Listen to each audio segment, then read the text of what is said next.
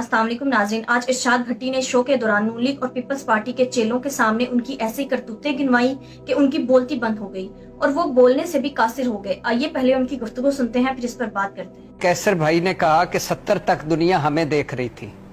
Sir उसके बाद फिर दुनिया ने हमें इसलिए देखना छोड़ दिया कि फिर हमने आपको देखना शुरू कर दिया। फिर आप लोग आ गए, फिर आप लोगों ने हमारा राज्य के सवा सत्यानाश किया। आपके एवनफील्ड, सरे महल, टीटी स्कैंडल्स, 35 अरब जाली अकाउंट्स, मनी लॉन्ड्रिंग, फिर ये शुगर, ये आटा गंदम, ये चीनी, इन्होंने हमें ऐसा राज्य के तबाह किया कि फिर दुनिया आज भारत चांद पर है, सूरज की तरफ उसका सफर जारी है। G20 पे वो मेजबान है, कॉरिडोर वो कर रहा है, वो मिडल ईस्ट एंड यूरोप, और हम चंद 100 किलोमीटर का सी पैक हमसे संभले नहीं जा रहा। और हमारा हाल ये हो गया है कि आज भी हम आपकी कार्टूनिक फिल्मों में, टॉम एंड जेरी फिल्मों में, मिजाहिया फिल्मों में गुम हैं कि आज भी आपको लेवल प्लेइंग फील्ड चाहिए। आज भी आपको अगर लेवल प्लेइंग फील्ड नहीं मिली, जो हमारे सियासतदान है, जो हमारे जिनको हम वोट दे के असम्बली में भिजवाते हैं, तो साडा की हाल होएगा फिर भाईजान। साडे तो लेवल ही कोई नहीं रह गया, ना इस मुल्क का कोई लेवल रह गया, ना इस कौम का कोई लेवल रह गया। मैं आपको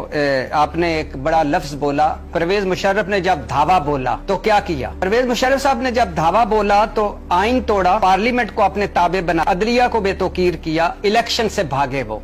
ये 4 काम उन्होंने की, और वो कहलाए फौजी आमर। बिल्कुल। आप मुझे बताएं 15 महीनों में क्या हुआ है? आइन टूटा है कि नहीं टूटा? पार्लियामेंट को ताबे बनाया गया है कि नहीं? अधूरी और जाली पार्लियामेंट जिसको पीडीएम कहती थी। अदलिया को बेतौकीर किया गया है कि नहीं किया गया? इलेक्शन से भागे हैं कि नहीं भागे? ये हमारे जमहूरियत पसंद है? फिर ये परवेज मुशर्रफ से अच्छे हैं? इस मुल्क में 2 निजाम आए हैं, पहले भी कई बरता हूँ, फौजी आमरीत, सिविलियन आमरीत। जमहूरियत आई नहीं, उसके लिए तो मैं तरस रहा हूँ। और फिर परवेज मुशर्रफ जब ने धावा बोलकर जब वो वापस गया तो डॉलर 60 रुपए पर था, स्टील मिल मुनाफे में थी, कर्जा 6000 अरब था, इलेक्ट्रॉनिक मीडिया परवेज मुशर्रफ ने दिया, बेस्ट बल्दियाती निजाम, लोग एमएनए की सीटें छोड़ के नाज़िम बन रहे थे, ये परवेज मुशर्रफ का था। पार्लियामेंट में खवातीन की नशिस्तें परवेज मुशर्रफ, नेपरा, ओगरा, नादरा, ये सारे मैं इनसे तवक्को कर रहा था, ये अपने मोहतरम भाइयों से, और इनको ही मैं चाहता हूं कि यही काम करें। लेकिन जब ये अपनी स्पेस नहीं छोड़ेंगे तो फिर क्रैकडाउन कोई और करेगा। जब अपनी स्पेस नहीं, ये अपने कामों में लगे रहेंगे तो फिर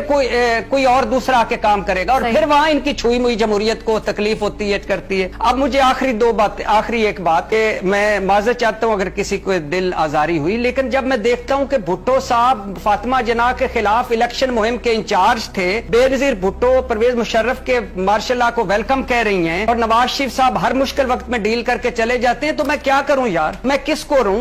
मैं आपका वोटर ना सही, लेकिन इस मुल्क का शहरी हूं। मैं आपसे ही सवाल करूंगा ना, क्योंकि आप मुंतखब होके आते हैं मेरे जैसों के वोटों से और पार्लियामेंट में बैठते हैं, आपने मेरे मसाइल हल करने।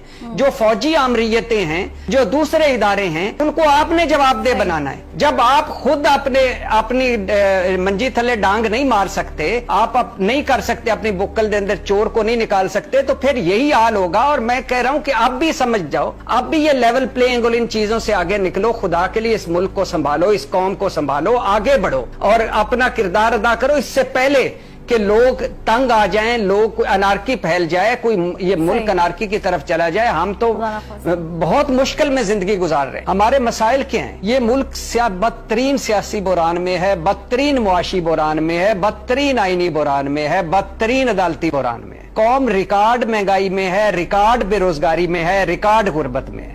हमारे मसाइल क्या हैं? आलमी सतह पर हम तमाशा बन चुके हैं। चौथा बदतरीन पासपोर्ट हमारा है और हमें कोई वीजा नहीं देता। हमारे लोग कश्तियों में डूब कर समंदरों में मर रहे हैं। एक हिजरत तकसीम पाकिस्तान के वक्त पाकिस्तान में हुई थी और एक हिजरत अब यूरोप में हो रही है। और हमारे मसाइल क्या हैं? अंदरूनी नफरत, तकसीम। हमारे मसाइल क्या हैं? आबादी बम, ये फट रहा है आबादी बम। 24 करोड़ 60 लाख लोग, और मुआशी इस्लाहत हो नहीं रही। 200 सफेद हाथी हम पर मुसल्लत हैं। 16 तैयारों वाला कोई शर्म से डूब मरने का मकाम है। 16 तैयारों वाला PIA रह गया है। 16 तैयारे, कभी कोई मुल्क उसे रोक लेता है, कभी कोई मुल्क। हमारे पैसे दो, सिर्फ मुझे एक मिनट बात करने दिए फरवा, 1 मिनट बात करने दिए प्लीज प्लीज। ये इस पे ये जो लजीज और मजेदार स्पाइसी चीजों पे मैं आ रहा हूँ, यानी कर्जे हम उतार पाएंगे? कभी लग रहा है कि कर्जे उतार पाएंगे? कैपेसिटी चार्जेस बिजली के इतने हैं कि 3 रुपए अगर आमदन होती है, 2 रुपए हम दे देते हैं उसमें, वापस उनको बिजली घरों को दे देते हैं।